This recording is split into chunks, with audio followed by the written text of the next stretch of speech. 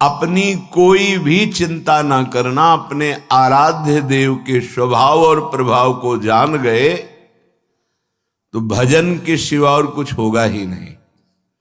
जो भी चेष्टाएं होंगी, जो भी मन से मनन होगा, वाणी से गायन होगा, वो सब भजन माना जाएगा।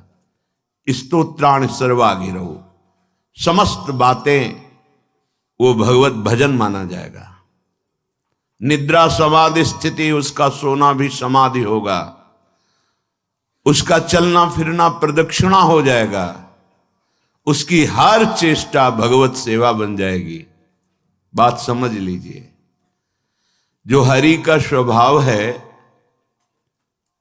वो तो महामहिम है ही, पर हरि के प्रेम स्वभाव का गाढ़ रूप महारानी जू हैं, लाडली जू।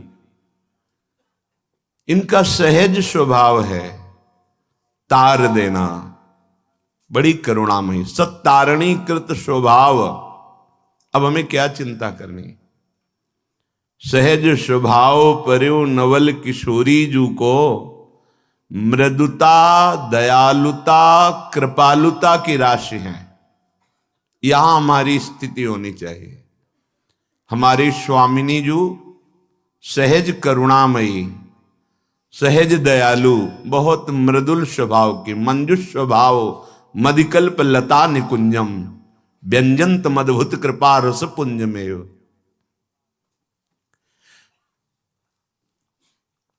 केवल अपनी तरफ से कृपा करती हैं स्वामिनी जी। हम कैसे हैं, या हमारे कोई कर्म या गुण देख के कृपा नहीं हो रही। अद्भुत कृपा की धारा स्वाभाविक बह रही, इसीलिए बरसाने वाली स्वामिनी जी को कहा जाता है। ये अद्भुत सुख की वर्षा, अद्भुत प्रेम की वर्षा करती है अपने जनों पर, और वो अपने जन इन्होंने चुने हैं, बनाए हैं। हमारी वृत्ति तो मना खष्टान इंद्रियाणी प्रकृति स्थानी करसती, इसी माया में आकर्षित थी।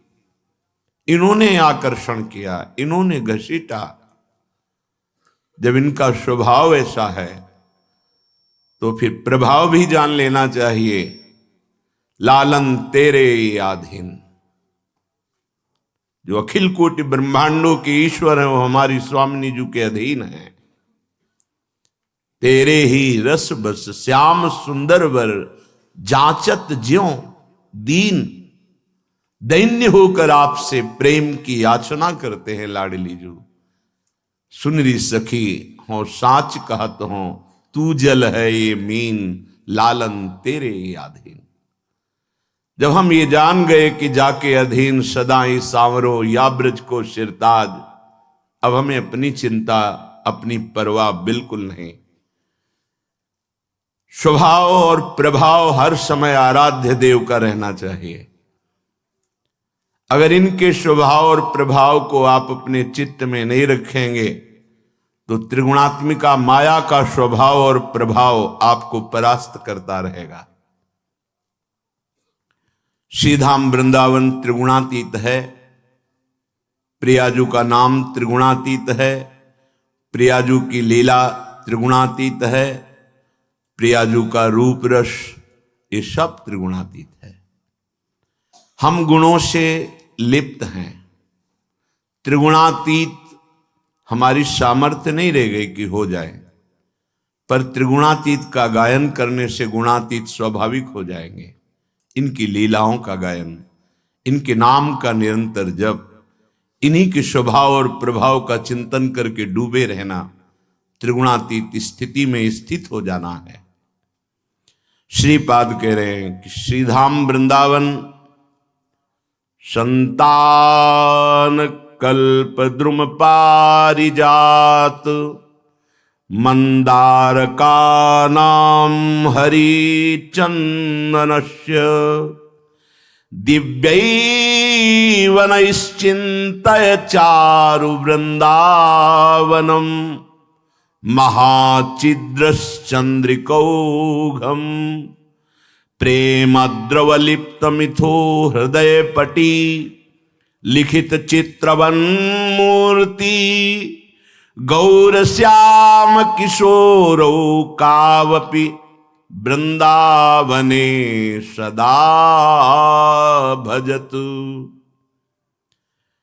वृंदावन जो दिव्य लताएं हैं, संतान, कल्पवृक्ष, पारिजात, मंदारक, हरिचंदन, ऐसे ऐसे दिव्य महान लताओं से युक्त कुंज निकुंजे हैं जो करोड़ों कल्पतरुओं को लघु कर देने वाली हैं। वृंदावन की लतासम कोटि कल्प तरुणाही, रज की तुल वैकुंठ नहीं और लोक की हिमाई। कितना अहोभाग्य हमें ऐसे धाम में, जो महामहिम परम पावन प्रियालाल की केली भूमि है, जहां नित्य विहार निरंतर होता रहता है, आगे भी होता रहेगा। ऐसे प्रिया प्रीतम के सानिध्य में हमें रहने को मिला। ये हमारे न भाग्य से है, न पुण्य से है, न साधना से है, न तपस्या से है। ये केवल जिनको वृंदा विपिन है, कृपा तिन्हि की होए। वृंदावन में तबहि तो रहन पाई है सोए। यद्यपि हम रहने के अधिकारी नहीं हैं, हमारे आचरण, हमारी भाषा, हमारा स्वभाव इन नौ किशोरी नौ किशोर से बिल्कुल बिलग है, पर इन्होंने कृपा करके हमें स्वीकार किया, इसलिए हम कह सकते हैं हमारे अहोभाग्य। ऐसी दिव्य कुंज निकुंजों में हमारे श्यामा श्याम अनुराग रस में डूबे हुए श्यामा जू के हृदय में देखो तो प्यारे जू बसे हैं, और प्यारे जू के हृदय में देखो तो श्यामा जू बसी हैं। प्यारे की भावती, भावती के प्यारे, ये ऐसे जुगल किशोर हैं। श्याम रंग श्यामा रंगी, श्यामा के रंग श्याम। प्रेमद्रव लिप्त मिथो हृदय पटी, लिखित चित्रवन मूर्ति। जैसे कोई चित्र रचना करके हृदय से लगा ले, ऐसे प्यारी जू की तरफ देखो तो हृदय में लाल जू दिखाई देते हैं, और लाल जू के हृदय की तरफ देखो तो प्यारी जू दिखाई देती है, और सखियों की हृदय की तरफ देखो तो लाल ललना मिली हियो शिरावत मोर। इसलिए सखियों का प्रेम बहुत गरु प्रेम है। प्रिया प्रीतम दोनों उनके हृदय में विराजमान है। गौर श्याम किशोरो, अद्भुत सुख। पर यह सुख प्रेम रस का स्फुरण होने से प्राप्त होता है। जब चित्तचोर ने हमें संसार के मार्ग से हटाकर अपने मार्ग में लाए हैं, तो हमें अब चिंता नहीं करनी, पर चिंतन करना है। एक दिन ये हमारे मन को ऐसे चुरा लेंगे, चुरा लेते हैं। कब चुरा लिया कोई तिथि तारीख आज तक नहीं बता पाया। बड़े ही प्रवीण चोर हैं ये चित्त रूपी वित्त का अपहरण कर लेते हैं, और जिसका अपहरण हो जाता है वो जान भी नहीं पाता है, बस रोता रहता है। उसको पता भी नहीं चल पाता कि हो क्या गया। ये ऐसे कृपालु हैं। जब ते प्रीति श्याम सो कीनी, परमानंद दास जी के, ता दिन ते मेरे इन नैनन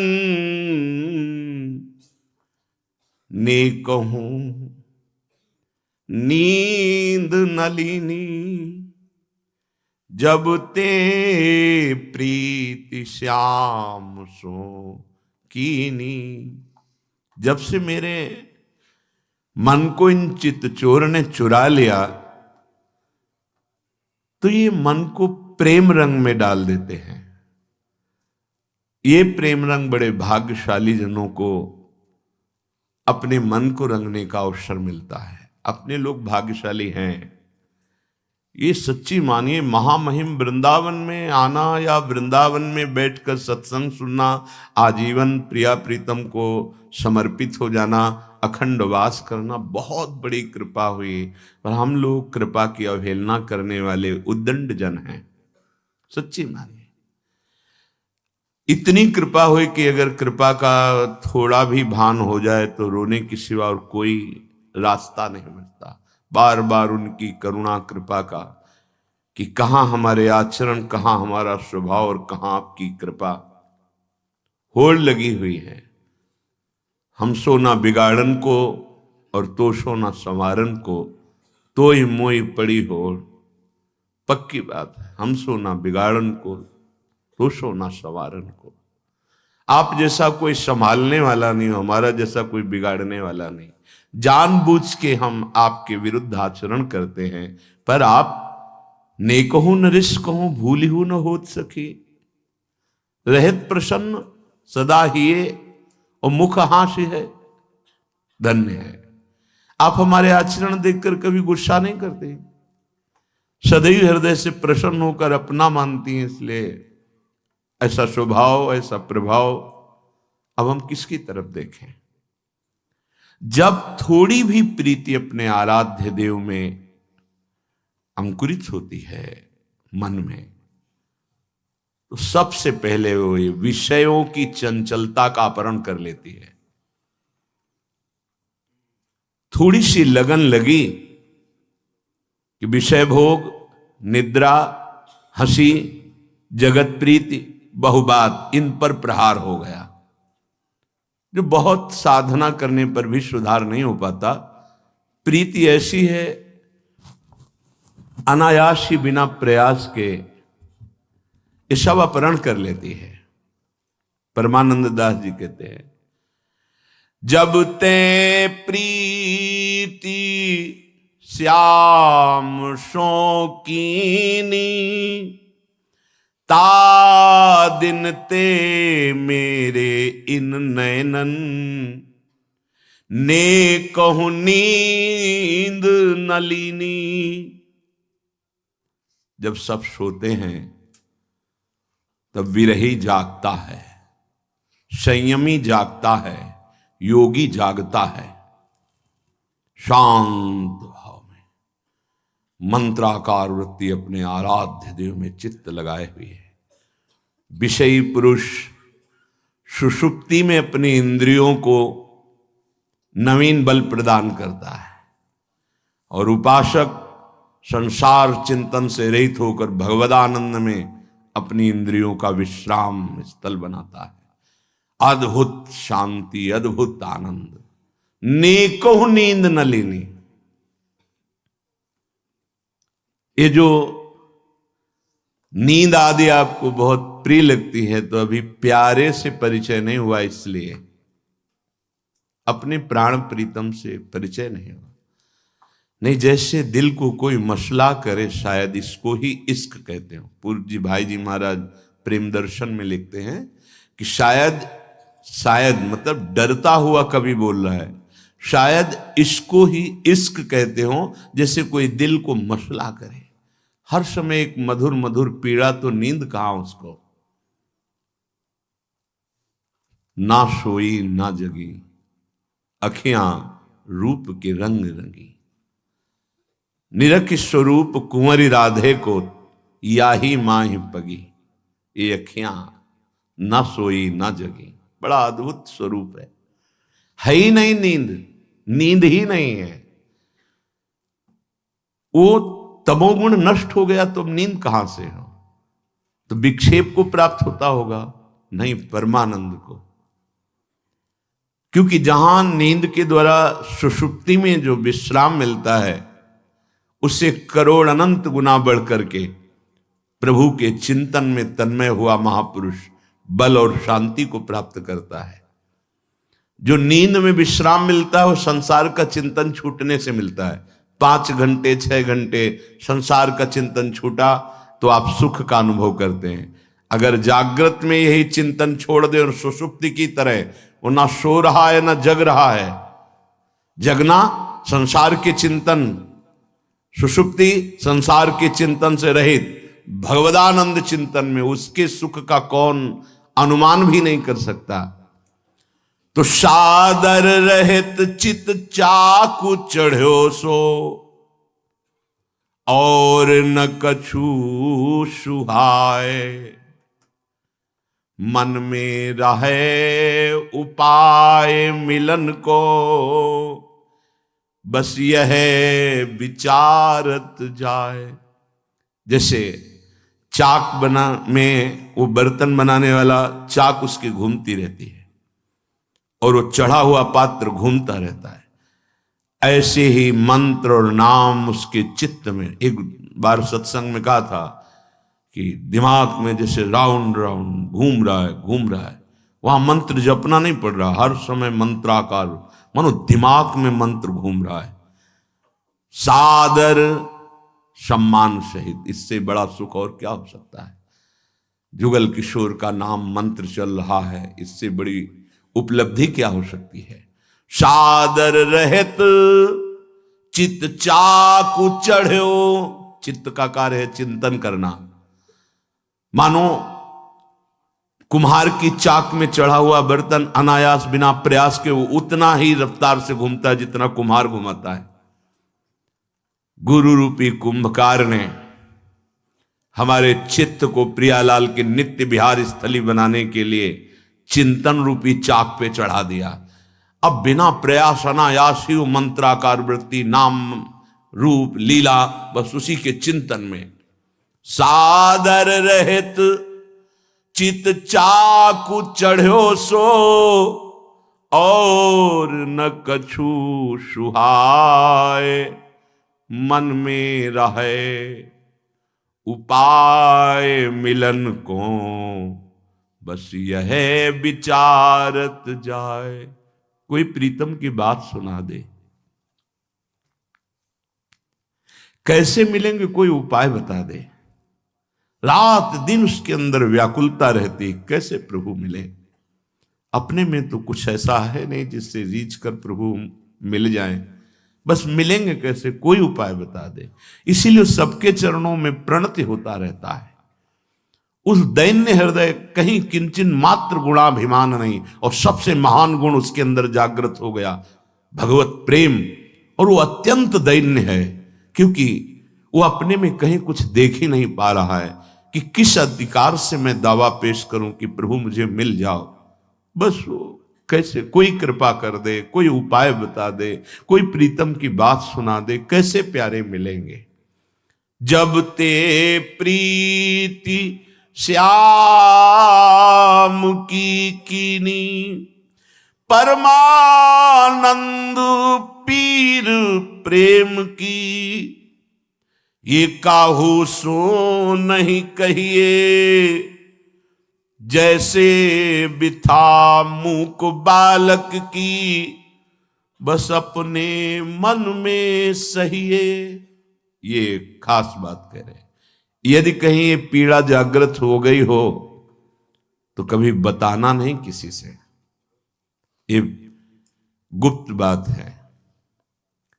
मूका स्वादनवत अगर बता दिया तो फिर प्रेम का दीपक बुझ जाएगा पक्का। ये जो बताते हैं उनके जला ही नहीं है, और बता सकते भी नहीं, क्योंकि अनिर्वचनीयम प्रेम स्वरूपम। परमानंद पीर प्रेम की, काहू सो नहीं कहिए, जैसे बिथा मूक बालक की, अपने मन में सहिए। ये पीड़ा होती है, प्रेम पीड़ा, जिसे मीरा जी कहती हैं, जो मैं ऐसा जानती प्रीति किए दुख होए, नगर ढिंढोरा पीटती अजी प्रीति न करियो कोई। पर इस दुख में वो सुख है जो ब्रह्मा को भी नहीं, परमेष्ठी पद में। परमानंद दास जी कहते हैं, यदि तनिक भी प्रेम अंकुरण हो गया है तो छुपा के रखना उसको। जैसे छोटा बालक है और मूक है, बोल नहीं पाता है, अब कोई उसकी भाव भंगियों से समझ जाए तो समझ जाए, नहीं वो क्या कहना चाहता है वाणी ही नहीं है, ऐसे मूकवत आचरण करे।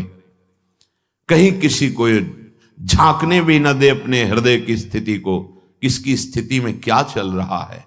समुद्र की जैसे कोई था नहीं ले सकता, ऐसे गंभीर उपासक के हृदय की वृत्ति को कोई नहीं समझ सकता कहां चल रही है।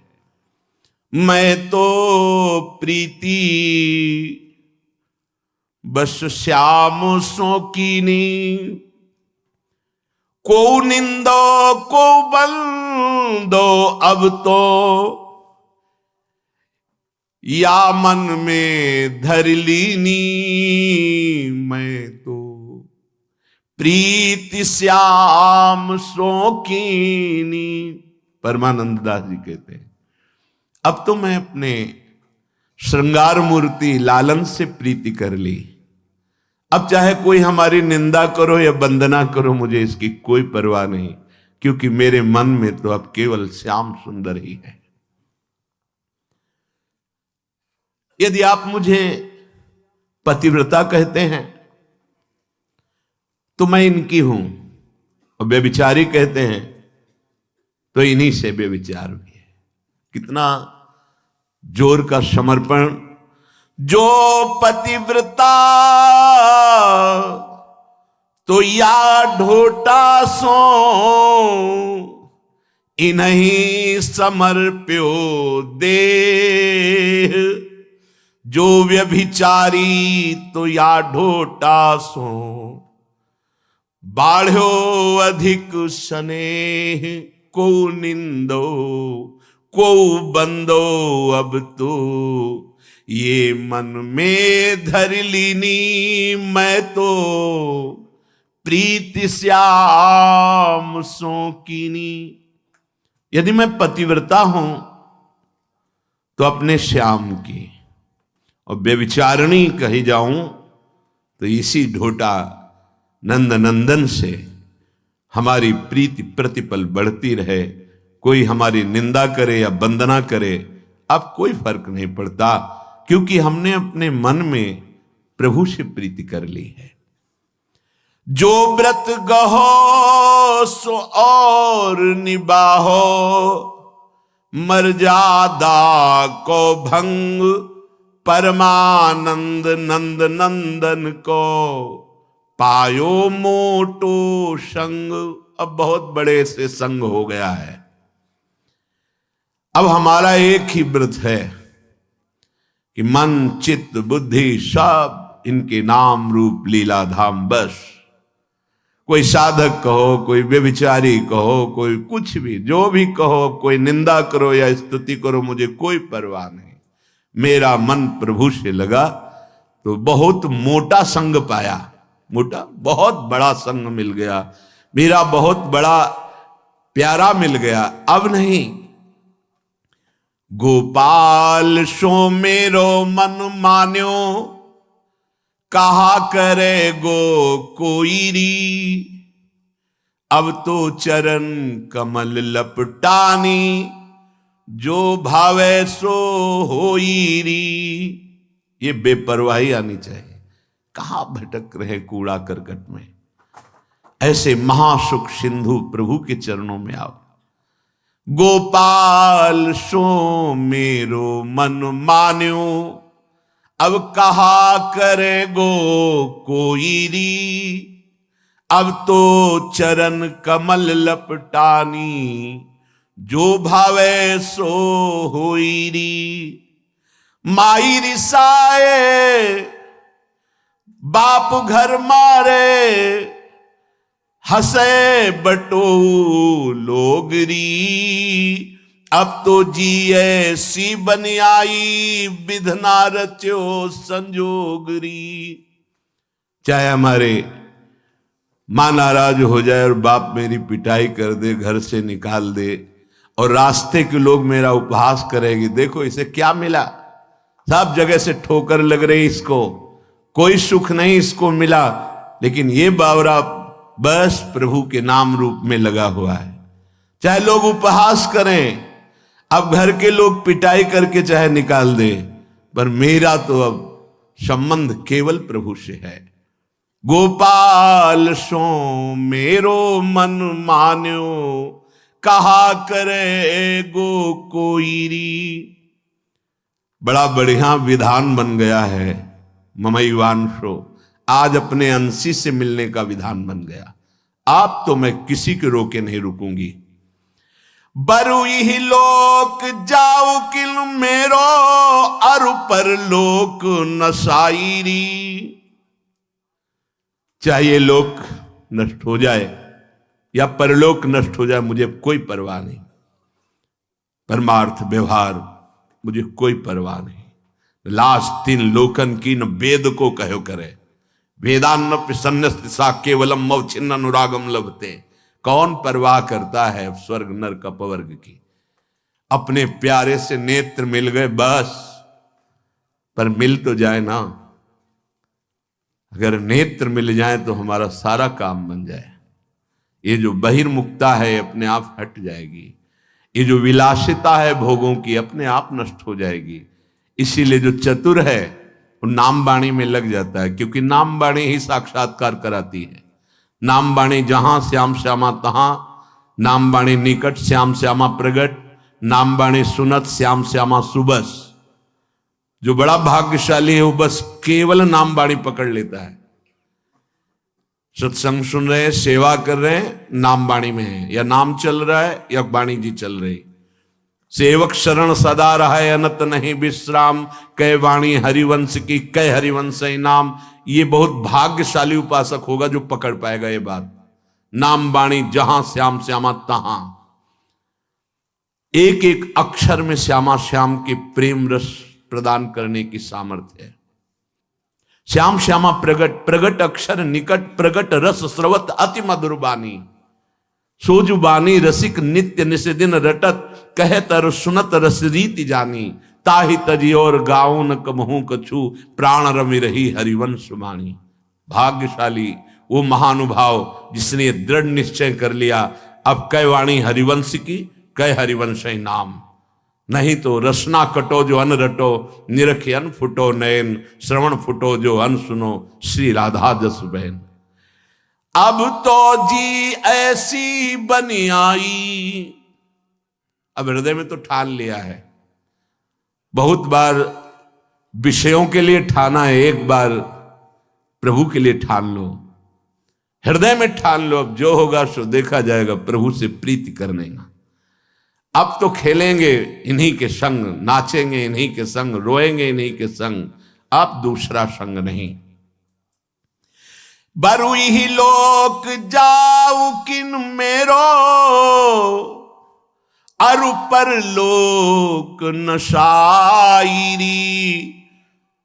नंद नंदन को तऊ न छाणो, अब मिली हो निशान बजाई। डंके की चोट पर अब न मुझे नरक की परवाह है, न स्वर्ग की चाह है, न परम पद की चाह है।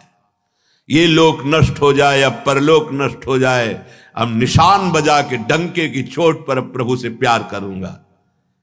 परमानंद दास जी कह रहे हैं, बहुरी ही तनु धरि कहा पई हो, बल्लभ वेश मुरारी।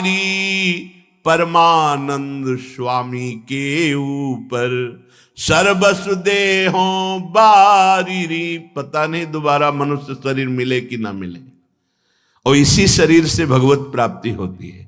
आप तो सर्वस्व न्यौछावर करके लालजू को जरूर रिझा लेंगे, तब लाडली जू के चरणों की प्रीति मिलेगी, और लाडली जू के चरणों की प्रीति नित्य विहार रस की स्थिति प्रदान कर देगी। श्रीपाद कह रहे प्रेम द्रव लिप्त। ये अनुपम प्रेम रंग में रंगे हुए श्यामा श्याम जुगल किशोर, जो इनके चरणों का आश्रय ले लेता है, इनका निरंतर नाम जप करता है, तो वृंदावन धाम की कृपा से उसके हृदय में निर्द्वंद स्थिति आ जाती है। कोई भी द्वंद्व, सेवक जी महाराज कह रहे हैं, शत्रु मित्र सम जान मान मान अपमान सम, दुख सुख लाभ न हानि। यह जो कृपा हरिवंश की, शत्रु मित्र में, सुख दुख में, लाभ हानि में, मान अपमान में जिसका समान भाव हो गया, वो निर्द्वंद स्थिति को प्राप्त हुआ महापुरुष प्रेम रस का अधिकारी हो जाता है। यह कर्म फलम त्यजति कर्माणि संन्यस्ति ततो निर्द्वंदो भवति। ये निर्द्वंद स्थिति बड़ी दुर्लभ है। परम पद में जीते जी आरूढ़ हो जाता है जो निर्द्वंद स्थिति को प्राप्त होता है। निर्द्वंद विशुद्ध परमार्थ का स्वरूप है। जो 15वें अध्याय में गीता जी में श्री भगवान ने एक श्लोक में वर्णन किया, निर्माण अमोहा जित संग दोषा अध्यात्म नित्या विनिवृत्त कामा द्वंद्वैर विमुक्ता सुख दुख संगई गच्छन्त अमूढ़ा परमम पद। जो अव्यय पद है, वो ज्ञान को प्राप्त हुआ महापुरुष उस पद पर आरूढ़ होता है। जो मान रहित है, किंचन मात्र भी जिसके हृदय में मान, ये मान बहुत प्रिय वस्तु है। ये जब तक देहाभिमान है तब तक प्रिय रहता है। देहाभिमान नष्ट होने पर इसका कोई महत्व नहीं रहता। ना अपमान बुरा लगता है, न सम्मान अच्छा लगता है।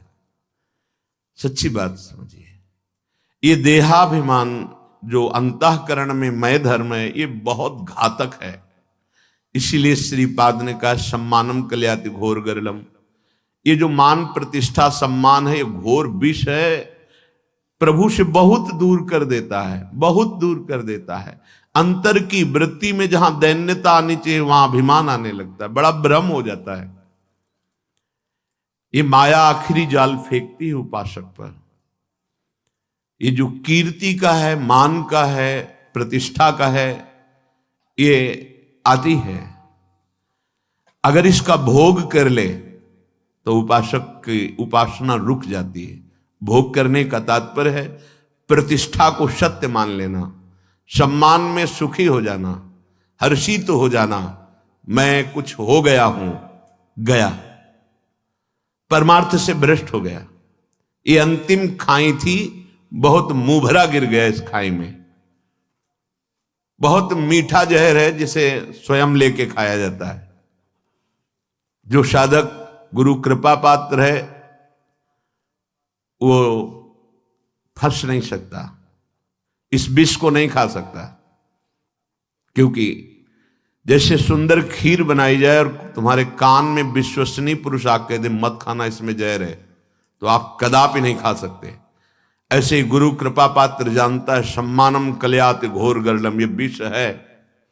अगर इसको खा लिए तो ऐसा प्रमाद चढ़ेगा कि प्रभु से विमुख हो जाओगे। ये बहुत बड़ी खाई, अंतिम खाई, इसमें गिर जाता है। तो मान रहित हर आचार्य, हर महापुरुष ने इस पर बहुत जोर दिया है, मान रहित होना। महाप्रभु चैतन्य देव जी कह रहे त्रणादपि सुनी चेन तरोरी सैष्णुना अमानी ना मान देना। स्वयं अमानी रहकर दूसरों को मान देना।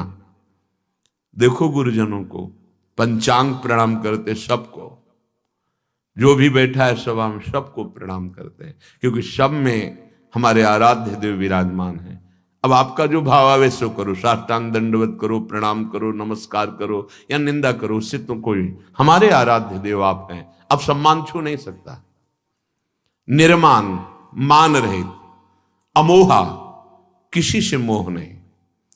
जो मोहन की उपासना करता है उसको मोहित कौन कर सकता है? मोहना आराध्य देव का लक्षण उपासक में आता है। मोहन, वो सबको मोहित कर लेते हैं, लेकिन मोहना, उनको मोह नहीं है किसी से। ऐसा ही उपासक होता है। उपासक की दैवी संपदा से प्रभावित होकर सब आसक्त हो जाते हैं, पर वो मोहना निर्माण अमोहा, मोह रहित और जित संग दोषा। किसी भी विषय के संयोग से, व्यक्ति के संयोग से किसी भी प्रकार मन में हर्ष नहीं आना चाहिए।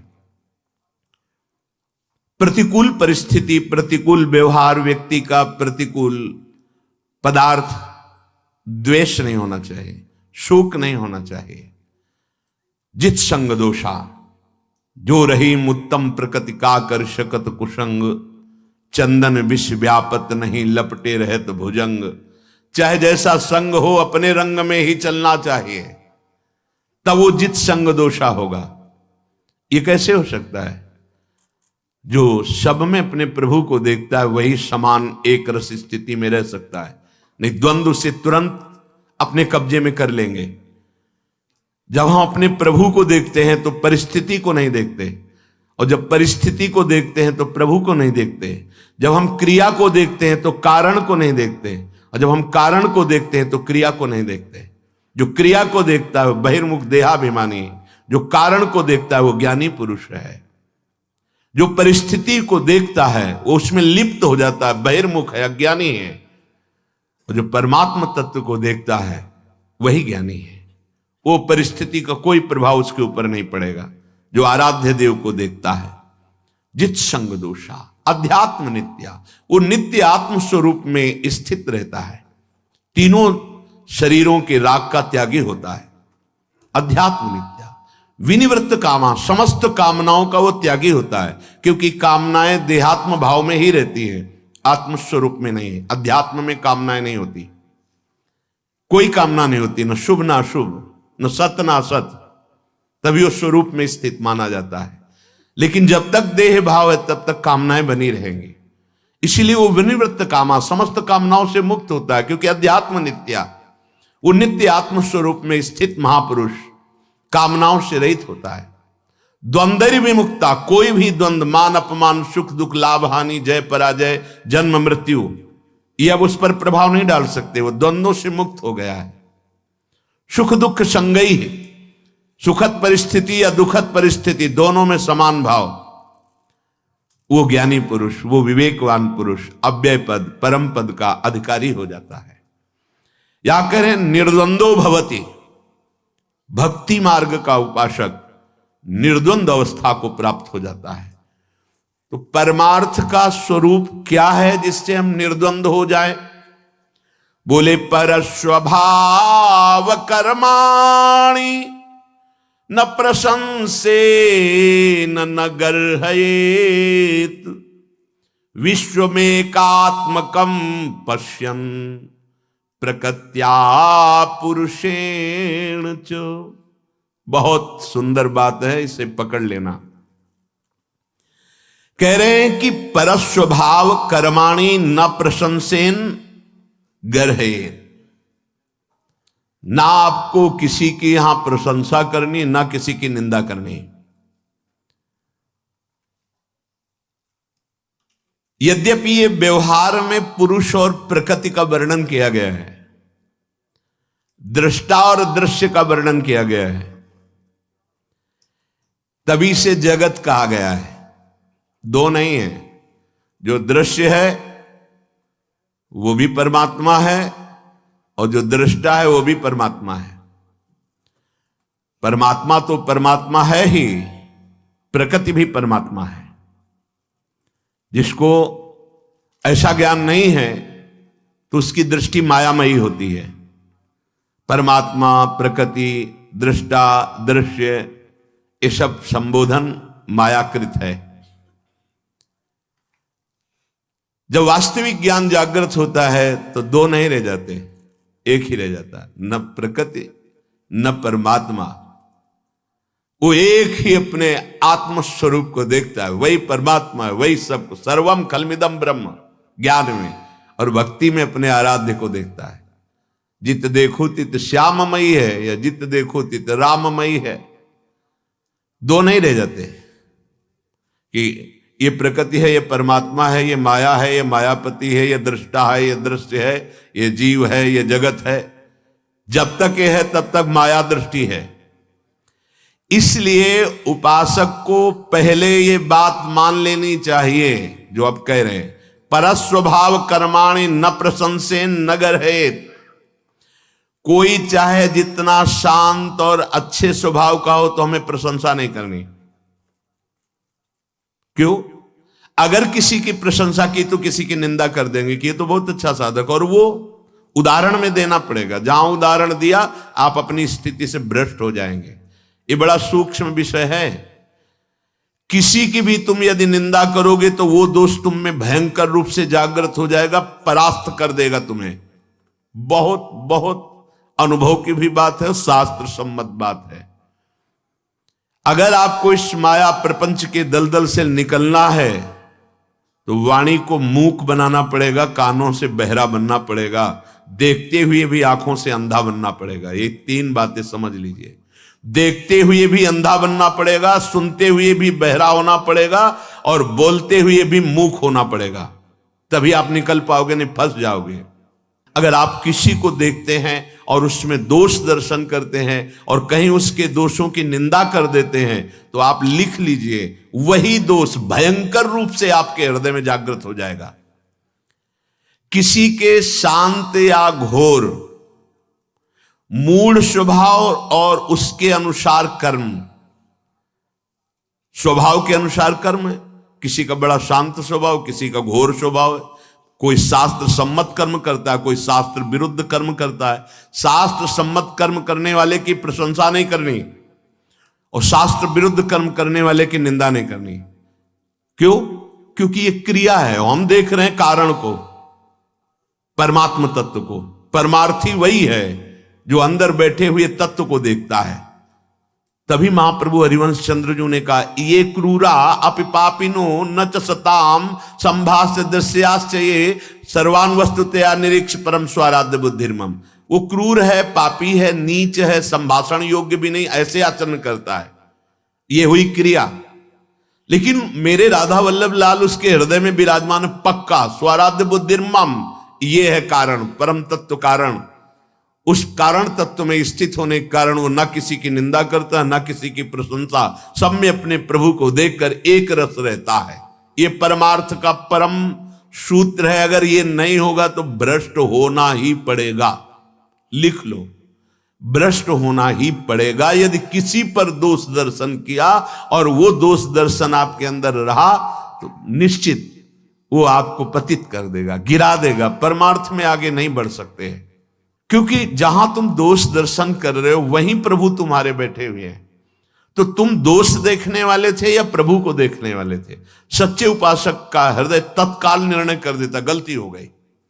जहां अरे भाई इतना समय हो गया, अब ये तो जीवन ही को व्यर्थ कर रहे हैं, परमार्थ का इनको तो ज्ञान है नहीं, तो हमको बहुत ज्यादा ज्ञान है। अब आओ लाइन पे प्रश्न माया रखती चली जाएगी। हाँ ये लो, इसका उत्तर दो। तो आता त्राहिमाम, गलती हो गई प्रभु, गलती हो गई प्रभु। प्रभु ही बैठे हैं सब जगह, वो छुपा छुपी का खेल खेल रहे, तुम उनको पहचान लो तो मुक्त हो जाओगे, बस इतनी बात है। परस्वभाव कर्माणि न प्रशंसेन न गर्हेत, ये कौन बोल रहा है? भगवान श्री कृष्ण चंद्र उद्धव जी से कह रहे हैं, किसी के भी स्वभाव की, चाहे वो शांत हो या घोर हो, और उसके कर्म की, चाहे वो शास्त्र सम्मत हो या शास्त्र विरुद्ध हो, तुम्हें नहीं देखना है। तुम्हें मुक्त होना है ना, तो तुम्हें देखना है कि सामने मेरे प्रभु है। भक्त होना है ना, तो निज प्रभु में देखें, जगत के ऐसन करें विरोध। ये मान लो, मान लोगे सवाल हल हो जाएगा, नहीं मानोगे बिल्कुल भूल हो जाएगी। चाहे जितना आप फर्राटेदार श्लोक बोल लेते हो, शब्दावली से प्रवचन कर लेते हो, चाहे जितने साधना में प्रवीणता दिखाते हो, लेकिन साधना का सूत्र जो है वो भगवान दे रहे हैं। न किसी की निंदा करनी है कर्म की, ना उसके स्वभाव की, ना किसी की प्रशंसा करनी कर्म की, ना उसके स्वभाव की। अब आगे, परस्वभाव कर्माणि यह प्रशंसति निंदति। ध्यान दीजिए, भगवान बोल रहे हैं, स आशुभ्रश्यते स्वार्था दसत्यभिनिवेशतः। जो उपासक दूसरों के स्वभाव की, कर्मों की प्रशंसा कर देता है या निंदा कर देता है, वो शीघ्र ही परमार्थ से भ्रष्ट हो जाता है। सा आशु मतलब बहुत जल्दी, सा आशु भ्रश्यते स्वार्था दसत्यभिनिवेशतः। तत्काल वो अपने परमार्थ पथ से भ्रष्ट हो जाता है, पर गिरते समय पता नहीं चलता। जब गिर जाता है तब लगता है मैं कहां आ गया, मेरी स्थिति यहां तो नहीं थी, इस विकार में तो नहीं थी। तो कीन हो इसका बहु अभिमाना, सुख हो वंचा कृपा निधाना। तुमने अभिमान करके किसी की निंदा कर दी, किसी की प्रशंसा कर दी, फंस गए। गोस्वामी जी बड़ी प्रवीणता से इसी श्लोक का टीका करते हैं। सुनहु तात मायाकृत गुण अरु दोष अनेक, और गुण या उभय न देखी, देखी सो अविवेक। हे तात, माया के द्वारा कुछ गुण रचे गए हैं, कुछ दोष रचे गए हैं। सबसे बड़ा उपासक का गुण यही है कि ना वो किसी में गुण देखे, ना किसी में दोष देखे। अगर वो गुण दोष देखता है तो यही अविवेक है, अज्ञान है। वही बात भगवान यहां संस्कृत में बोल रहे हैं। परस्वभाव कर्माणि यह प्रशंसति निंदति, जो दूसरे के स्वभाव की या कर्म की प्रशंसा या निंदा कर देता है। सा आशुभ्रस्यते स्वार्था दसत्यभिनिवेशतः, वह अपने परमार्थ साधन से भ्रष्ट हो जाता है, गिर जाता है। क्योंकि जहां उसने प्रशंसा की तो या निंदा की तो सत्यत्व बुद्धि हो गई कर्म और स्वभाव पर, जबकि असत है ये बात। ये कर्म असत है और ये स्वभाव असत है, क्योंकि हर स्वभाव की रचना सतोगुण रजोगुण तमोगुण ये गुण से होती है। जो कारण शरीर है वो इन गुणों से, सतोगुण रजोगुण तमोगुण, इन्हीं से उसकी सृष्टि हुई स्वभाव की। तो ना किसी के स्वभाव की प्रशंसा करता है ना वो निंदा करता, क्योंकि जानता है गुणों के अनुसार है। जो निंदा करने की चेष्टा तो घोर स्वभाव है, अशांत स्वभाव है, मलिन स्वभाव है। अच्छा स्वभाव है तो हम स्वभाव को लेकर नहीं, हम तो परमात्मा को लेकर के बात करने वाले हैं। तो अंदर में विराजमान प्रभु, प्रायः खींचातानी, लड़ाई झगड़ा निंदा स्तुति, इसी में फंस जाते हैं हम। ये धर्म है, ये अधर्म है, ये लड़ाई झगड़ा इसी विषय को लेके करते हैं। सच्चा उपासक वो है कि सब में अपने प्रभु को देखकर शांत हो गया है। कोई अगर उससे प्रश्न करता है तो उसका उत्तर है, अन्यथा अपनी तरफ से सब में वो भगवत भाव, न किसी से द्वेष, न किसी से गुण का संबंध। जो अहिंसा को सिद्ध कर लिए तो वहां गाय और शेर एक ही घाट में पानी पीते थे, उनको शिक्षा नहीं देनी होती थी। उस महात्मा का प्रभाव कि अगर उस घाट पर सिंह और गाय आ गए तो बैर छोड़कर एक साथ ही जल पीते थे। अहिंसा की सिद्धि कर ली, राग द्वेष पर विजय प्राप्त कर ली, तो पशु पक्षियों पर उसका प्रभाव पड़ता था। ऋषियों के आश्रम के पशु पक्षी वैर छोड़कर, देखो महादेव के घर में, देखो महादेव जी की सवारी नंदकेश्वर और अम्मा की सवारी बबर शेर, जो एक क्षण में खा जाए, खा ना जाए। सिंह बलात् बैल या गाय को अपना आहार बनाता है। देखो समदर्शिता का प्रकाश और प्रभाव कि बामांग में विराजमान अंबा जी की सवारी है शेर, बबर शेर, और पिताजी की सवारी है बैल, और दोनों एक जगह शांत से रहते हैं। और बेटा जी की सवारी है चूहा, और महादेव जी के गले में है सर्प, और सर्प का आहार चूहा है कि नहीं? बड़े आराम से घर में रहते, झगड़ा नहीं होता। इधर गले में सर्प है, उधर गजानन महाराज की सवारी चूहा है। और एक और पुत्र हैं कार्तिकेय जी, इनकी सवारी क्या है? मोर। मोर का आहार क्या है? सांप। नहीं, कोई झगड़ा नहीं होता। सांप, मोर, चूहा, बैल, ये सब, सिंह, सब एक ही जगह है। क्यों? क्योंकि वो शिव हैं, वो कल्याण स्वरूप सम है, परमात्मा स्वरूप है।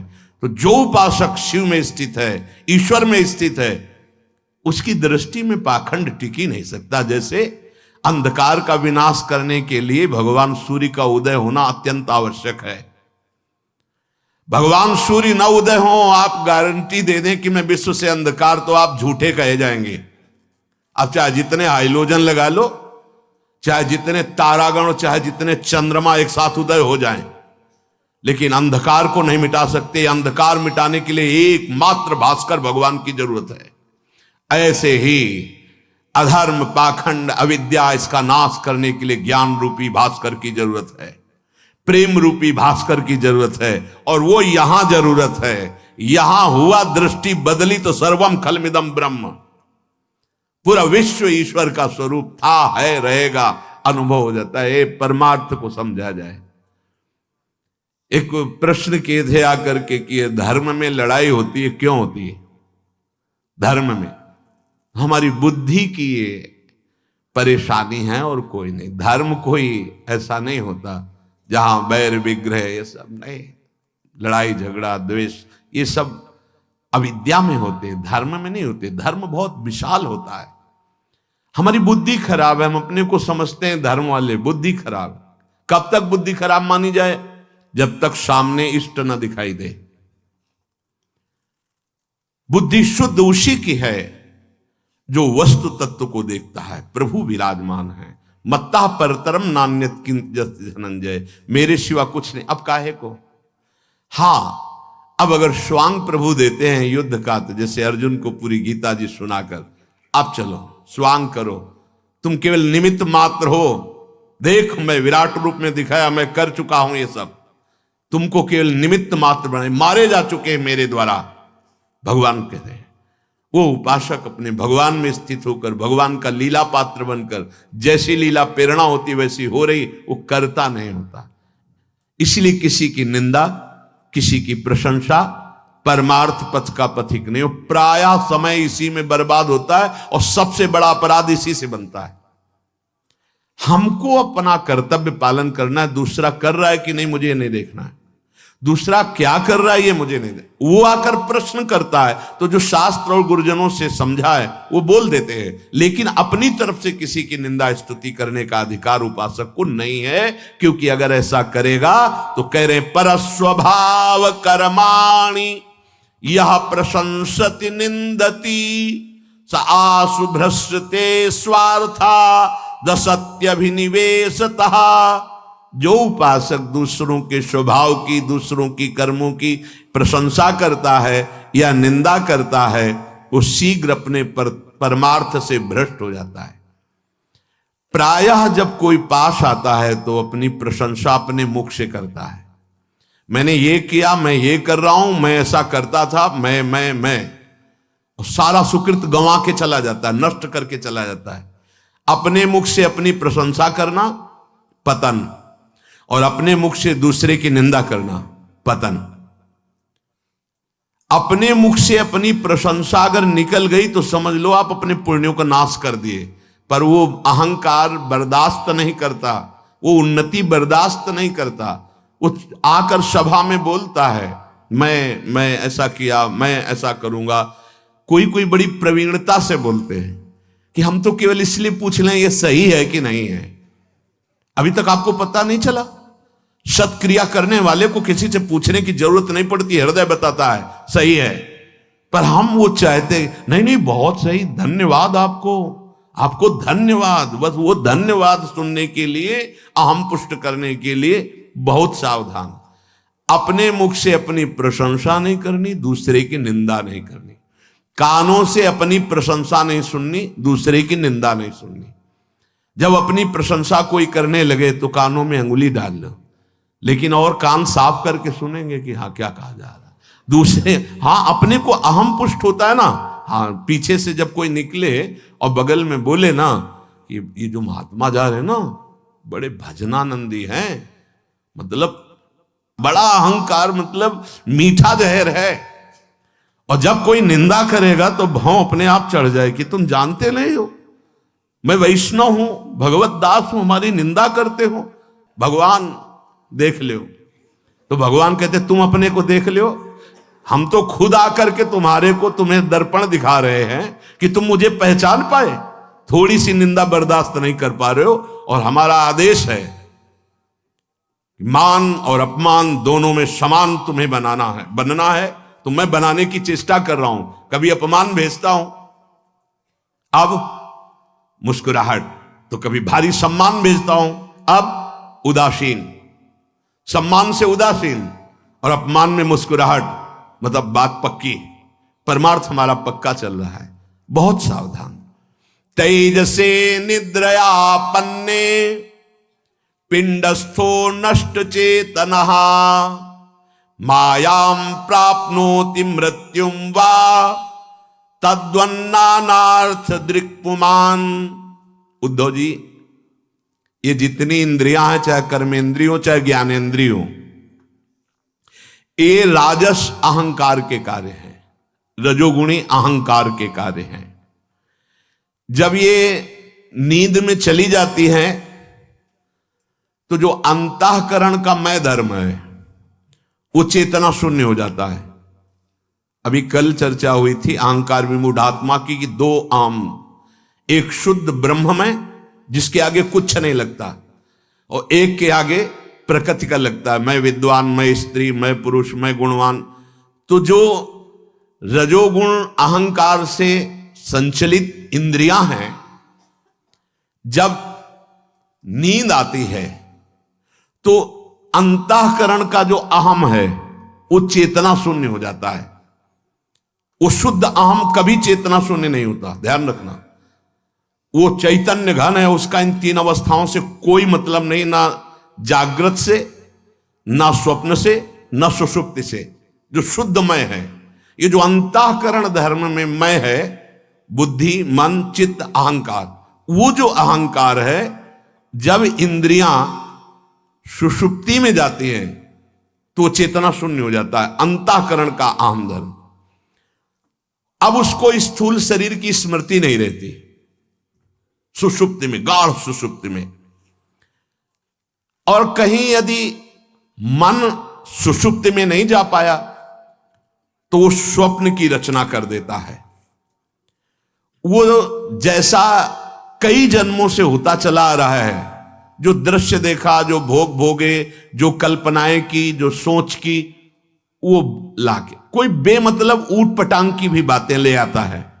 कोई देखी हुई, सुनी हुई, सोची हुई, समझी हुई वो बातें मन रचना रच देता है स्वप्न में। पक्का झूठा है, एक भी कुछ सत्य नहीं। स्वप्न में अगर मन हमारा नींद में नहीं गया तो स्वप्न की रचना कर देता है। और भगवान कह रहे झूठे दृश्य, झूठा नाटक शुरू कर देता है। हम जल में डूब रहे हैं, हमारी किसी से दुश्मनी हो गई, वो हमें मार रहा है, या हम कोई भोग भोग रहे हैं, या कुछ हमें बहुत बड़ी वस्तु प्राप्त हो, हम बड़े सुख में हैं, बड़े दुख में, कुछ नहीं उसमें। और पूरा नाटक अकेले एक मन रच देता है। उस समय मृत्यु की दशा जैसी है और कुछ दुख नहीं है। उस समय बड़ा सुखी होकर राजा महाराजाओं की तरह, लेकिन कुछ वैभव नहीं है। ठीक यही दशा जागृत की होती है। भगवान कह रहे हैं जो विवेकवान है वो ये देख रहा है, जागृत अवस्था में एक मन के द्वारा ही अविद्या को लेकर सारी रचना हुई है। मैं, मोर, तय, तोर, ये माया अविद्या।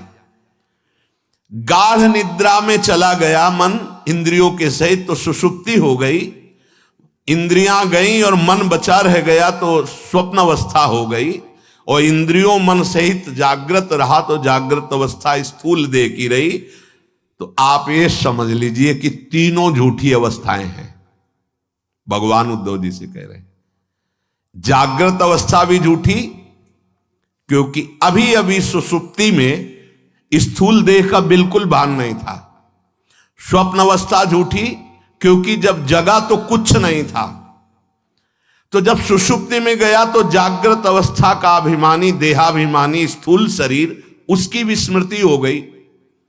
जब जागृत अवस्था में आए तो स्वप्न और सुषुप्ति दोनों खत्म हो गई। तो हे उद्धव, ये तीनों अवस्थाएं झूठी हैं, सुषुप्ति, स्वप्न और जागृत। जागृत का स्थूल शरीर, स्वप्न का सूक्ष्म शरीर, सुषुप्ति का कारण स्वभाव, ये तीनों झूठे हैं। अब हम किसकी निंदा करें, किसकी प्रशंसा करें? अगर निंदा भी करते हैं तो झूठे की, और प्रशंसा भी करते हैं तो झूठे की, क्योंकि सत्य वस्तु सब जगह एक है। ये केवल त्रिगुणात्मिका माया का पर्दा है। जैसे अभिनय हो रहा है पर्दे पे, और वहां सब झूठा है, अभिनय भी झूठा है, वहां पर्दे में कुछ नहीं है, ना कोई व्यक्ति है, ना वहां लड़ाई है, ना वहां कोई प्रशंसा है, ना बुरा है, ना कोई अच्छा है। वैसे भी झूठा रोल हो रहा है और पर्दे में कुछ नहीं है, पीछे से रंग पड़ रहा है तो उसका प्रभाव पर्दे पे दिखाई दे रहा है। सतोगुण रजोगुण तमोगुण का ऐसा जाल रचा है, स्त्री पुरुष जड़ चैतन्य उत्तम मतलब कुछ नहीं, एक परमात्मा तत्व। ये शुद्ध परमार्थ का साधक हर समय अपनी चेतना में रखता है। इसीलिए ना वो किसी की निंदा करता है, न किसी की स्तुति करता है, क्योंकि वो अद्वितीय एक परमात्मा को देखता है, नानात्व को नहीं। जो नानात्व को देखता है वो स्वप्न के समान झूठे दृश्यों में फंस जाता है और मृत्यु के समान अज्ञान में लीन होकर वो किसी की निंदा करता है, किसी की वंदना करता है, झगड़ा झंझट ये सब। देखो परमार्थ किसे कहते हैं, कहां शुद्ध परमार्थ का स्वरूप है और हमारी स्थिति कहां है। किम भद्रम किम अभद्रम वा द्वैतस्या वस्तुनः कियत् वाचोदितम तद अनृतम मनसाध्यात्मेव च। उद्धव जी, किम भद्रम किम अभद्रम, या न कोई भली वस्तु है और न कोई बुरी वस्तु है, परमार्थ है परमार्थ। किम भद्रम किम अभद्रम, क्यों? वो कृष्ण ही है। मत्तः परतरम नान्यत किंचिद अस्ति धनंजय, किंचिन मात्र मेरे सिवा कुछ नहीं है। तो किम भद्रम किम अभद्रम, सर्वम खलमिदम ब्रह्म, तो किम भद्रम किम अभद्रम, क्या अच्छा और क्या बुरा, वही वही। अगर भगवान अवतार न धारण करते तो शायद समझे में ना आता। सुअर कैसा बड़ा वैसा लगता है ना, घृणित छू ना जाए, पर अवतार जब लेते तो सुअर नहीं कहा जाता, उसे वाराह भगवान कहा गया, नहीं कहा गया। है कौन? अगर उधर अवतार लिए तो कौन है? वाराह के रूप में कौन है? सच्चिदानंद प्रभु है। समझाए ना तो समझ में ना आवे। जब ब्रह्मा जी ने बछड़ों का हरण किया और सखाओं का हरण किया तो श्री ब्रजेंद्र नंदन कृष्णचंद्र जी ने अपने को उतने ही बछड़े बना लिए। तो बछड़े के गले में बंधी हुई रस्सी श्री कृष्ण, घंटी श्री कृष्ण, बछड़ा श्री कृष्ण, सखा श्री कृष्ण, सखा का कपड़ा श्री कृष्ण, सखा की लाठी श्री कृष्ण, सखा की पादुका श्री कृष्ण, सब श्री कृष्ण, सच्चिदानंद श्री कृष्ण। हंसना बोलना खाना पीना दिनचर्या जितनी सब कृष्ण। जब ब्रह्मा जी 1 वर्ष व्यतीत हुआ यहां भूतल के प्रमाण से, वहां तो इतना ही समय केवल हुआ कि अपहरण करके ले गए, लौट के आए, इतने में 1 वर्ष हो गया। कमल की पंखुड़ी ब्रह्मलोक में ऐसे छेदी जाए कांटे से सुई से, तो जितना समय हुआ यहां 1 वर्ष हो गया। लौट के आए तो देखा वैसे ही खेल रहे हैं, तो उनका ये सत्य कि वो सत्य। बछड़े और सखा तो हम ले गए, फिर देखा वो तो माया निद्रा में शुरू, और ये कौन? तो जब भगवान की तरफ दृष्टि से देखा तो रस्सी छीका छड़ी कपड़ा सखा बछड़ा सब श्री कृष्ण बने। कांप गए ब्रह्मा जी कि हम परिहास किसके साथ कर दिया। ये तो वही सच्चिदानंद प्रभु है जिनको मैंने आराधना करके प्रकट होने के लिए प्रार्थना की थी। कांप गए। दिव्य वृंदावन, दिव्य भगवत स्वरूप। जैसे भगवान वहां सखा बने थे, बछड़े बने थे, सखाओं की पोशाक छड़ी छीका लठिया सब बने थे ना, सच्ची मानिए वैसे ही ये सब वही बनेंगे। मत्ता परतरम नान्यत किंचिद अस्ति धनंजय। इसीलिए का बहुनाम जन्मनावंते ज्ञानवान माम प्रपद्यते वासुदेवा सर्वमित समात्मा सुदुर्लभा। बहुत जन्मों की साधना के बाद ये ज्ञान प्राप्त होता है कि सब भगवान श्री कृष्ण ही है। बहुत जन्म, बहुनाम जन्मनावंते। किम भद्रम किम अभद्रम वा द्वैतस्या वस्तुनः कियत्। उदो 2 वस्तु है ही नहीं, द्वैत है ही नहीं, भगवान कह रहे हैं। जब द्वैत है ही नहीं तो उसमें कौन सी भली कौन सी बुरी है? अमुक बुरी है या अमुक भली है, ये प्रश्न ही नहीं उठ सकता, क्योंकि मैं ही बना हुआ हूं, मैं ही बना हूं। भगवान कह रहे जब मैं ही सब बना हुआ तो क्या भला क्या बुरा। इसीलिए जो जीवन मुक्त महापुरुष है, ना किसी के बुरे आचरण की निंदा करता है, ना अच्छे आचरण की प्रशंसा करता, क्योंकि वो जानता है। जैसे एक आदमी कई बार सरलता पूर्वक समझे, उसने 50 स्वांग किए नाटक में, कभी स्त्री का स्वांग किया, कभी पुरुष का स्वांग किया, कभी वो अंग्रेजी में क्या शब्द है,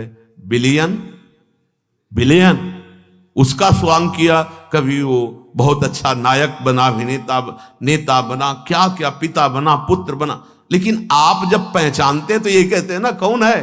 बोले वो वही है अमुक। 50 तुमने नाटक में अलग अलग उसके स्वांग देखे, लेकिन आप भ्रमित नहीं हुए और आप आनंदित हुए, ये वही है, वही अमुक है। नहीं, क्यों? ये तो इस समय पुत्र बना हुआ है, एक अच्छा पिता बना हुआ है, उसमें एक दुष्ट का रोल कर रहा था, इसमें उसने साधुता का रोल किया। बोले नहीं, ये स्वांग है, उसको मैं पहचानता हूं, ये अमुक अभिनेता है, उसका नाम जानता हूं और उसके रूप से पहचान गया हूं। बस ऐसे ही भक्त होता है। वो चाहे जो स्वांग कर रहा हो, पहचान लेता है कि नाम कौन? बोले राम जी। बोले रूप कौन है? बोले वही है, यही। बोले जड़ चेतन जग जीव जत सकल राम मैं जानी। कोई कहे कि यार बहुत गंदा आदमी, नीच आदमी, कैसी हरकत कर रहा था। बोले नहीं यार, तुम जानते नहीं, ये केवल उसका स्वांग था, वो पर्सनल में बहुत अच्छा आदमी, उसका जो अलग जीवन है बहुत सात्विक जीवन है, लेकिन इतना बढ़िया वो अभिनय करता है, पूछो मत। कभी वो रावण का अभिनय करेगा, कभी वो जनक का अभिनय करेगा, कभी, लेकिन वो वास्तविक पूछो तो बहुत अच्छा आदमी। वो उसकी निंदा नहीं कर सकता, वो जानता है। ऐसे ही जो भगवान को जान गया, वो किसी की भी निंदा नहीं करता, किसी के आचरणों की हो ना प्रशंसा ना निंदा, क्योंकि जान रहा है ये स्वांग हो रहा है, बिजली सब में एक ही है, यंत्र अलग अलग हैं। अज्ञान होने के कारण ऐसा हो सकता है कि यार बिजली का तो मतलब प्रकाश देना, ये पंखा कैसे चलता है, ये एसी कैसे? बिजली का तो मतलब प्रकाश देना। ये मोटर से पानी निकल रहा है, हीटर से गर्म, अगर बिजली का स्वभाव है तो देखो ना, इसमें एसी में ठंडा करता है तो उसमें गर्म कैसे कर, वो बिजली कैसे हो सकती है? नहीं नहीं, यंत्रों के प्रभाव से उसका प्रभाव तुम देख रहे हो, लेकिन उसकी जो सामर्थ्य है वो केवल बिजली ही है। वो इंजन दौड़ा रही है, वो मोटर चला के पानी निकाल रही, वही प्रकाश कर रही, वही गर्मी दे रही, वही ठंडी दे रही है, और वही जान ले लेती है। बिजली ही तो थी। तो पालन, सृजन, संहार, तीनों एक ही परमात्मा अपने आप से, अपने आप में कर रहा है। ये जीवन मुक्त अवस्था है। विद्या विनय संपन्ने ब्राह्मणे गव्यस्तनी स्वनी चौसुपाके च पंडिता समदर्शिना। एक ही प्रभु विराजमान है। कैसे समझ में आएगा परमार्थ? बड़ी ऊंची बात है, और ये बात आ गई तो अब कोई बात ही नहीं रह गई। इसके बाद बात की बात आती है, प्यारे जू की प्रेम रस की बात। सुनो उद्धव जी, संपूर्ण ब्रह्मांडों की वस्तुएं जो वाणी से कही जा सकती हैं, मन से सोची जा सकती है, आंखों से देखी जा सकती है, ये सब मिथ्या है स्पष्ट। गोस्वामी जी लिख रहे, गोचर जहां लघु मनु जाई, सो सब माया जानहु भाई। जो दृष्टि से देखी जा सकती है, जो वाणी से बोली जा सकती है, जो मन से सोची जा सकती है, हे उद्धव, ये सब मायाकृत है, सब मायाकृत है। बस मानी संख्या से सवाल हल होता है। अब जो हम देख रहे हैं, जो हम बोल रहे हैं, जो हम सुन रहे हैं, जो हमारा मन चिंतन कर रहा है, उसे मानी संख्या श्री भगवान, भगवान का यश बोल रहे हैं, भगवान का नाम जप कर रहे हैं, भगवान की भावना से देख रहे हैं, खत्म अविद्या, खत्म। ये बात समझ लो। अगर हम किसी की निंदा स्तुति करते हैं, किसी से राग द्वेष करते हैं, कभी मुक्त नहीं हो पाएंगे। मान लो, ना कोई यहां अपना है ना कोई पराया है, एकमात्र सच्चिदानंद भगवान तेरे में है, वही सारे जगत में। न तो स्त्री है न पुरुष है। जो तुम्हें अपना अस्तित्व अलग लग रहा है, अविद्या के कारण, माया के कारण। छाया प्रत्याहया भास हृसंतोप्यर्थ कारिणः य एवं देहादयो भावा यच्छन्त्या मृत्युतो भयम। परछाई में कुछ नहीं होता जैसे, पर अचानक अगर ज्ञान न रहे, दिखाई दे तो लगेगा कोई पीछे आ रहा का, डर जाओगे।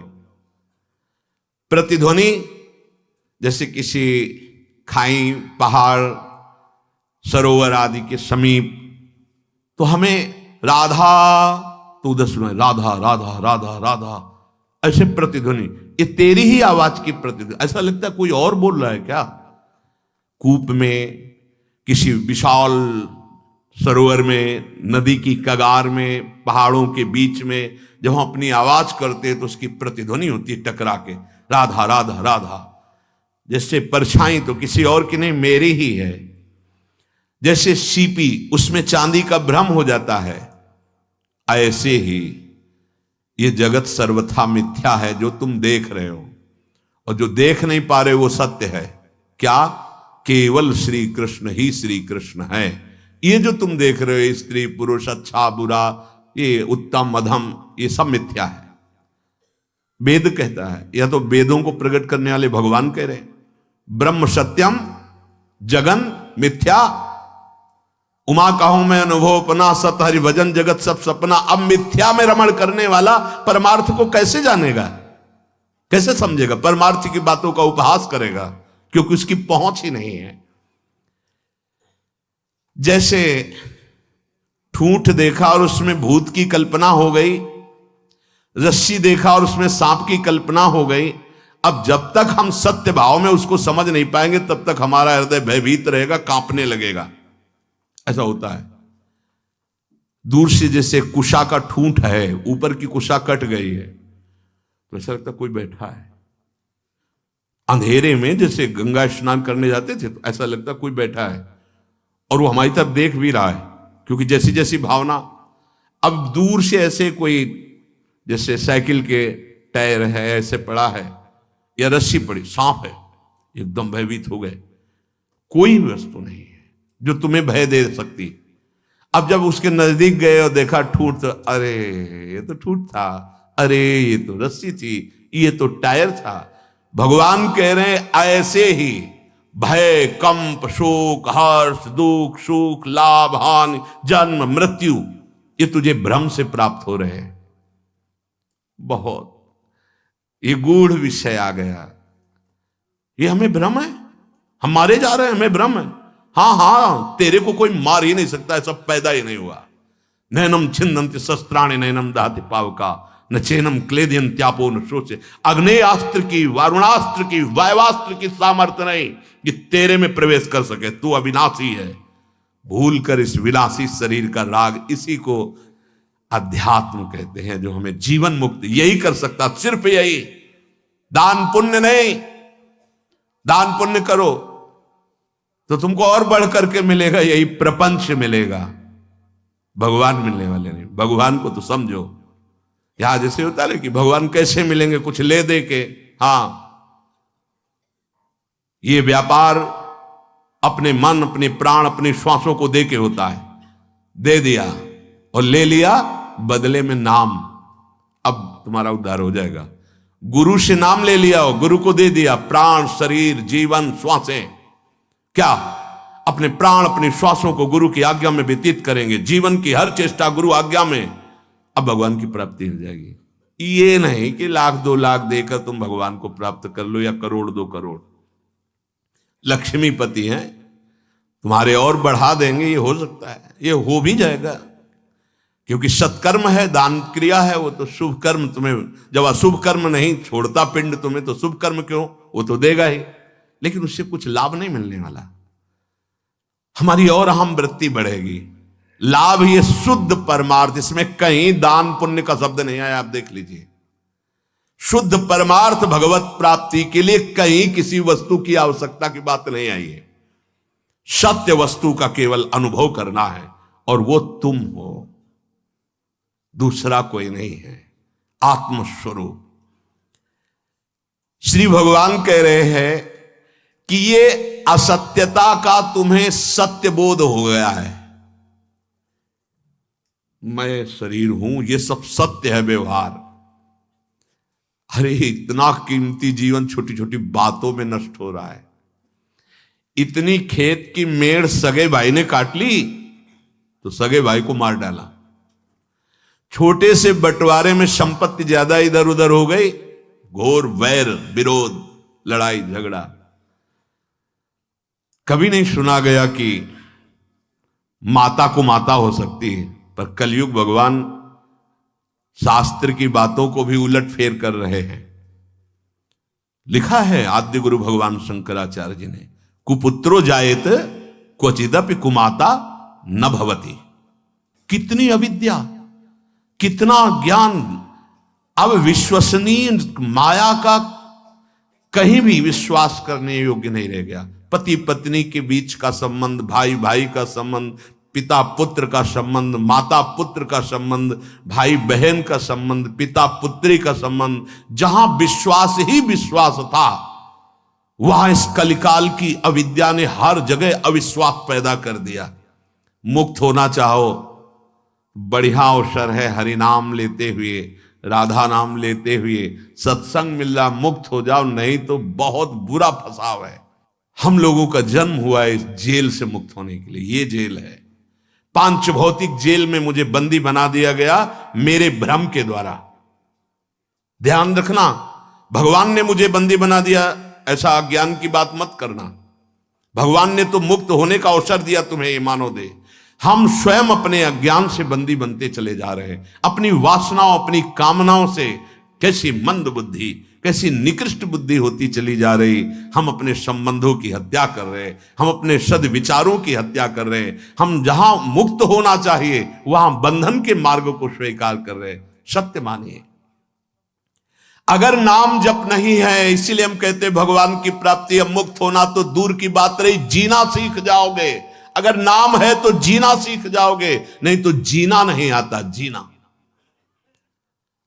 हमारी एक एक वृत्ति हमको फंसाती चली जा रही है, हम जान नहीं पा रहे। हम अधीन होते चले जा रहे, कामनाओं के, क्रोध के, लोभ के, मोह के, मद के, मत्सर के, हमारी धज्जियां उड़ाए दे रहे हैं। और हम अविनाशी हैं, हम सच्चिदानंद भगवान के अंश हैं। हमारी दुर्गति कर रही माया, हम ये समझ नहीं पा रहे। तो ये समझने के लिए अत्यंत आवश्यक है नाम जप करना।